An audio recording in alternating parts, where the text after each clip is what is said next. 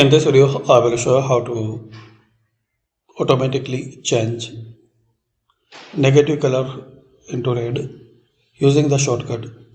So firstly select your Excel worksheet, then press Alt H.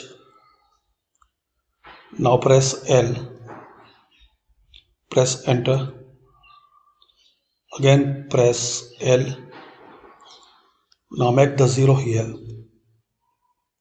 Format cells then are less than, and here select light red fill with dark red text, then press enter.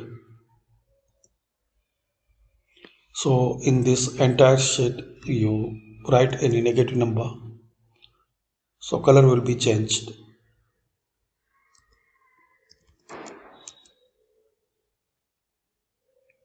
If you want to apply any particular column or row, so select it, then conditional formatting, highlight cell rules less than, and select the red, green or your required color.